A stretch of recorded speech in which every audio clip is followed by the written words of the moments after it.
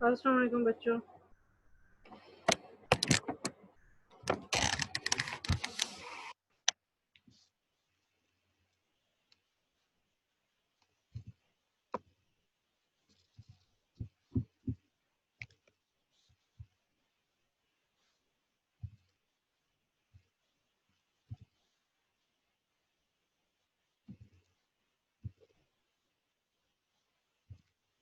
कल बच्चों हम बात कर रहे थे अबाउट द मल्टीनेशनल कॉरपोरेशंस।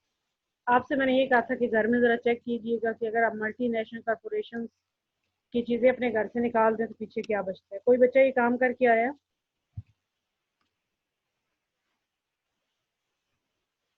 कोई भी नहीं?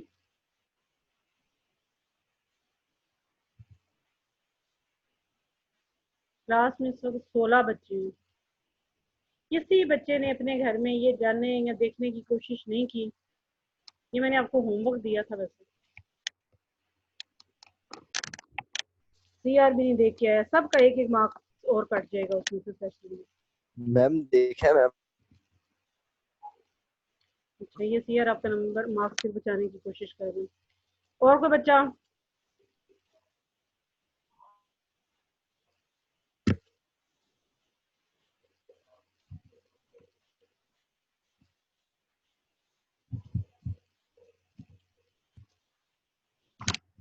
No. What is a multinational corporation? These are the giant firms, and these are the firms that own, control, or manage production facilities in several countries.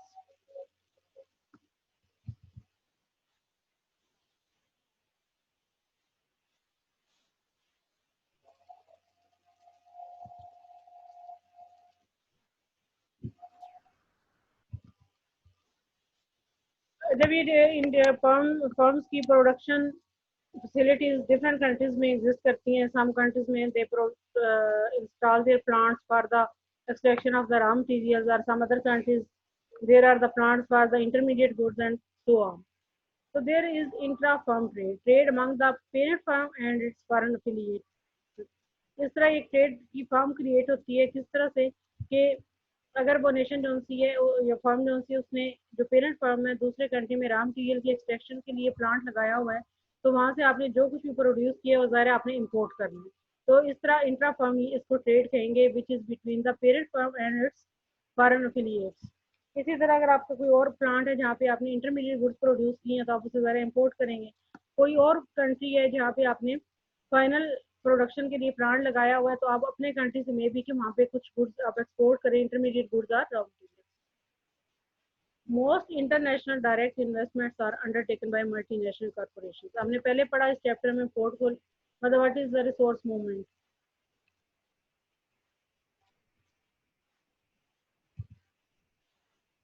फिर हमने पढ़ा कि there are two types of the foreign investment या resource movement, portfolio investment and direct foreign investment. तो उसमें हमने capital के flow के इफेक्ट्स पढ़े। तो उसमें अब आगे ये है कि जो most international direct foreign investment है वो मल्टीनेशनल कॉर्पोरेशन अब दूसरे कंट्रीज में करती है, ना कि डायरेक्ट एक कंट्री दूसरे कंट्री में करता है। नाउ नेक्स्ट क्वेश्चन है कि what is the reason for the existence of multinational corporations. First of all the competitive advantage of a global network of production and distribution. कि आपका अगर नेटवर्क प्रोडक्शन का किसी एक ही कंट्री में हो तो आपके पास जाहिर है कि वो एडवांटेज नहीं होगा कंपेटिटिव एडवांटेज। अगर आपका एक ग्लोबल नेटवर्क हो जिसमें आप प्रोडक्शन और डिस्ट्रीब्यूशन सारी की सारी खुद मैनेज कर रहे हैं तो जाहिर है कि आपको एक इस तरह का कंपेटिटिव एडवांटेज है दूसरी फर्म्स आपको कम्पीट नहीं कर पाएंगी। Secondly, economies of scale in production, financing, research and development.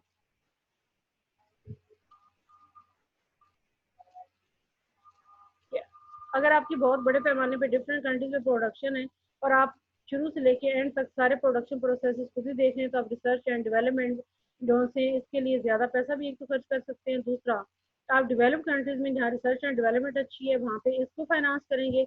Developing countries में जहाँ रॉ मटीरियल जो से चीपर है आप वो प्लांट्स वहाँ पे लगाएंगे। इसके अलावा नेक्स्ट आपका क्या है? Higher returns, differentiated products, technological gap products model. कि आप डिफरेंट कंट्रीज में जब आप डिफरेंशिएटेड प्रोडक्ट्स, या तो आप इस तरह से ओलिगोपोली आपकी हो सकती है, आपने डिफरेंशिएटेड प्रोडक्ट्स प्रोड्यूस कर सकते हैं। इसके अलावा टेक्नोलॉजिकल गैप मीन ये कि आपने अगर डोमेस्टिकली रिसर्च एंड डेवलपमेंट पे पैसा खर्च किया, एक चीज़ प्रोड्यूस की और काफ़ी एक्सपेंसिव है, with the passage of time जब उसकी इमिटेट या कॉपी जो सी है वो तैयार हो सकती है, तो दूसरे कंट्री में एक और प्लांट लगा के वो भी प्रोड्यूस कर सकते हैं। तो इस तरह आप हायर रिटर्न जो हैं उसी चीज़ से अर्न कर सकते हैं। Much better position to control or change to their advantage the environment in which they operate than are purely national firms. कि किसी भी कंट्री में जब मल्टीनेशनल कॉर्पोरेशन एग्जिस्ट करती हैं तो वो अपने जो प्लांट्स लगाती हैं, तो ओवरऑल जो एनवायरनमेंट होता है, टैक्स का है, बाकी जो फैसिलिटीज होती हैं, जो एक प्योर नेशनल फर्म है वो जिस तरह उस कंट्री के लॉ के अंडर आती होती है, इस तरह मल्टीनेशनल कॉर्पोरेशन नहीं होती। तो वो उस जगह पे अपनी बेटर पोजीशन बना सकती है और कंट्रोल एनवायरनमेंट को कर सकती है अपने पर्पज और एडवांटेज के लिए। एंड लास्ट है ट्रांसफर प्राइसिंग।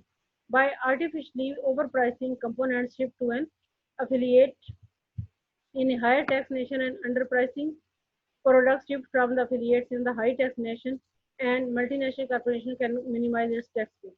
इसका एक फायदा मल्टीनेशनल कॉर्पोरेशन का ये होता है कि ट्रांसफर प्राइसिंग, कि आप जिन कंट्रीज में आपको ज्यादा टैक्स देना पड़ रहा है उन कंट्रीज में आप वही चीज जो सी है आप ज्यादा प्राइस पे सेल कर लेते हैं, और जिन कंट्रीज में टैक्स रेट कम है वहाँ पे आप वही चीज कम प्राइस पे सेल करते हैं। इस चीज को कहते हैं ट्रांसफर प्राइसिंग। और इस तरह जो टैक्स का बर्डन है वो फर्म से कम हो जाता है। मल्टीनेशनल कॉर्पोरेशंस के बारे में एक ये प्रॉब्लम समझा जाता है कि ये होम कंट्री जिससे ये बिलोंग करती हैं और होस्ट कंट्री जहाँ पे जाके प्लांट लगाती है, प्रोडक्शन करती है, चीज़ें सेल करती हैं, ये उनमें डिफरेंट टाइप्स के प्रॉब्लम्स क्रिएट करती हैं। और उस पे उनमें जो प्रॉब्लम है created by multinational corporation in the home country, कि जिस कंट्री से बिलोंग करती हैं वहाँ क्या प्रॉब्लम ये क्रिएट कर सकती हैं। जो सबसे पहले इन पे एलिगेशन होती है वो है the loss of domestic jobs. कि डेवलप्ड कंट्रीज में ये समझा जाता है कि मल्टीनेशनल कॉर्पोरेशन जब अपने प्लांट्स दूसरे कंट्रीज में लगाती हैं तो डोमेस्टिक कंट्रीज में जॉब कम हो जाती है। अनस्किल्ड और सेमी स्किल्ड प्रोडक्शन जॉब्स, क्योंकि डेवलपिंग कंट्रीज में लेबर चीपर होती है तो वहाँ पे प्लांट्स लगा के मल्टीनेशनल कॉर्पोरेशन अपनी कास्ट ऑफ प्रोडक्शन कम करती है। लेकिन इस पे एलिगेशन फिर ये है कि डोमेस्टिक कंट्री में ये जॉब डिक्रीज हो जाती है। नेक्स्ट है the loss of technological superiority. कि अगर एक कंट्री ये समझाता है अमेरिका, जापान की इनकी अगर टेक्नोलॉजी बहुत सुपीरियर है जो दूसरे कंट्रीज को नहीं मालूम और इनकी मोनोपोली है, तो मल्टीनेशनल कंपनीज दूसरे कंट्रीज में जब अपने प्लांट सेटअप करती हैं तो वो टेक्नोलॉजी भी साथ ही ट्रांसफर कर देती हैं कि उस कंट्रीज में मौजूद वो वहाँ पे भी नई टेक्नोलॉजी लर्न कर लेते हैं, और इस तरह उन कंट्रीज की जो होम कंट्रीज है उनकी मोनोपोली टेक्नोलॉजी पे नहीं रहती।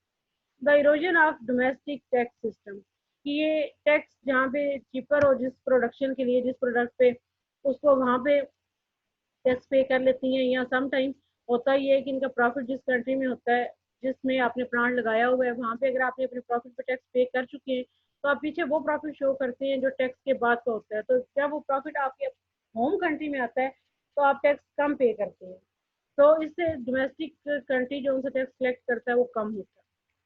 and to circumvent domestic monetary policies and make government control over the economy more difficult। क्योंकि ये इन कंट्रीज में capital inflow outflow multinational corporation जो होती हैं ये काफ़ी हद तक इसको कंट्रोल कर सकती हैं। तो इस तरह ये मॉनेटरी पॉलिसी जो होती है उस पर अपनी अथॉरिटी शो कर सकती हैं या अपना जो कुछ ना कुछ इन्फ्लुएंस मल्टीनेशनल कंपनी जो होती हैं मॉनेटरी पॉलिसीज पे डाल सकती हैं। इस नतीजे में जो गवर्नमेंट का कंट्रोल है इकॉनमी पे वो with the passage of time मुश्किल हो जाता है। जैसे फॉर एग्जांपल कनाडा में मल्टीनेशनल कॉर्पोरेशंस का बहुत ज़्यादा होल्ड है, उनकी इकॉनमी का एक बहुत बड़ा हिस्सा जो है it is controlled by multi या उनकी GDP it is come from the multinational corporation. इसके अलावा जो होस्ट कंट्रीज हैं जहाँ मल्टीनेशनल कंपनीज अपने प्लांट्स लगाती हैं उनके भी बहुत से एलिगेशन हैं, एतराज़ात हैं कि problem created by MNC multinational corporation in the host country. वो क्या प्रॉब्लम है? फर्स्ट ऑफ ऑल कि डेवलपिंग कंट्रीज में जब ये बहुत बड़े पैमाने की कंपनीज खुद को जैसे प्लांट्स लगा के और अपने गुड्स सेल करती हैं, तो अब ये देखें कि आप ये समझ रहे थे जैसे फॉर एग्जांपल कि लिप्टन पाकिस्तान में प्रोड्यूस होती है, पाकिस्तान की कंपनी है, तो इनका इस हद तक होल्ड होता है कि दे मे डोमिनेट द इकोनॉमी, कि ओवरऑल इकोनॉमी पे इनकी आउटपुट इतनी ज़्यादा हो जाए कि जिस कंट्री में इन्होंने प्लांट लगाया उसकी इकोनॉमी में इन्हीं का चूँकि अगर ज़्यादा शेयर हो आउटपुट का तो ज़ाहिर है कि इकोनॉमी डिपेंडेंट हो जाएगी उस मल्टी फॉरेन कंपनी पे। Shift of research and development funds to the home nation, मतलब ये जो भी फंड या प्रॉफिट अर्न करती हैं वो बजाय उस कंट्री में जहाँ से इन्होंने अर्न किया होता है वहाँ के बजाय ये वापस डोमेस्टिक कंट्री में ले जाती हैं और रिसर्च एंड डेवलपमेंट पे पैसा सिर्फ अपने कंट्री में लगाती हैं। एक और इतराज़ किया कि they absorb local savings and entrepreneur talent, कि जितने भी अच्छा टैलेंट होता है जो कि उनके प्लांट्स को चला सकता होता है जो होस्ट कंट्री में, मल्टीनेशनल कंपनीज उनको हायर कर लेती हैं। और इसके अलावा जितनी भी डोमेस्टिक सेविंग्स होती हैं, इन्वेस्टमेंट पर्पज से आप कह लें या लोगों की चीज़ें परचेज करने वाले कह लें, वो सब कुछ जो है मल्टीनेशनल कॉरपोरेशन ऑब्जॉर्व कर लेती हैं। Extract most of the benefits resulting from their investment either through taxes and the tariff benefits or through tax providers. एक और एतराज़ जो होस्ट कंट्रीज का वो ये है कि जितना भी ये बेनिफिट्स या प्रॉफिट अर्न करती हैं या उस कंट्री को देना होता है जिस कंट्री में आपने प्लाट इन्वेस्ट किए हैं, तो वहाँ पे यहाँ तो टैक्स बचा लेती हैं, यहाँ पे ये टैरिफ जो है उससे जान मतलब एक्सपोर्ट करने के बजाय वहाँ प्लांट लगा होता है। तो ये सारे तरीकों से जितनी भी इन्वेस्टमेंट वो करते हैं वो किसी न किसी शक्ल में अपना फायदा या प्रॉफिट जो उनसे वापस ले लेते हैं। डेवलपिंग कंट्रीज की एक और कंप्लेन है कि low prices paid to the host countries, inappropriate techniques, lack of training, local library, over exploitation of natural resources, creating highly dualistic enclave economies.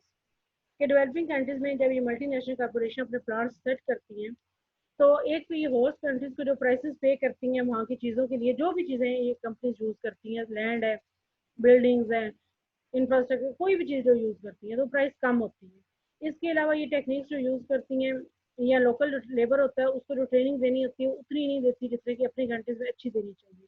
और जो फॉरेन या होस्ट कंट्री होता है उसके डोमेस्टिक जो नेचुरल रिसोर्सेज है उनको बुरी तरह एक्सप्लॉइट किया जाता है, ये देखे बगैर कि इसकी लिमिट क्या होनी चाहिए इनको यूज़ करने की। So what is our conclusion about the existence of multinational corporations? Multinational corporations have grown to be the most prominent form of private international economic organization today. The basic reason for their existence is the competitive advantage of a global network of production and distribution. Some of the alleged problems created by the multinational corporations in the home country are the exports of domestic jobs, erosion of the home nation technological advantage, avoidance of domestic taxes through transfer pricing, and reduced government control over the domestic economy. On the other hand, host countries complain of loss of sovereignty and domestic research activity, tax avoidance, inappropriate technology, and most benefit flowing to the home nation.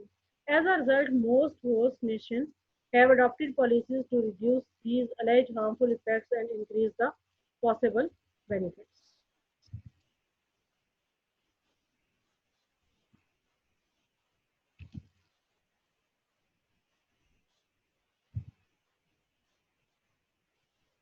ये वजह हमने देखा कि एक तो multinational corporation होती हैं कि firms which own control and produce their business in many several countries, और उनके पर्पस क्या है, व्हाई दे एग्जिस्ट।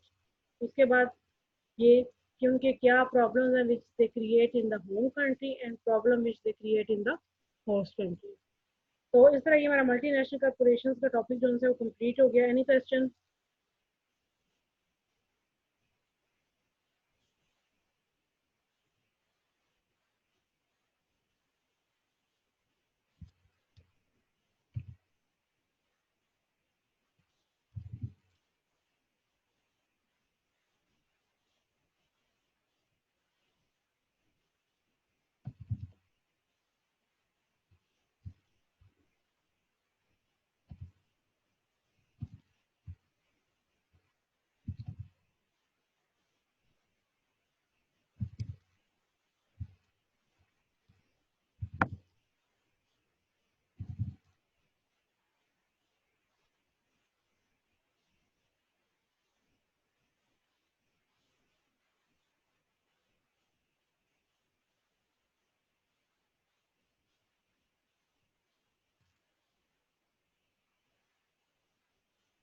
कोई क्वेश्चन नहीं है बच्चों?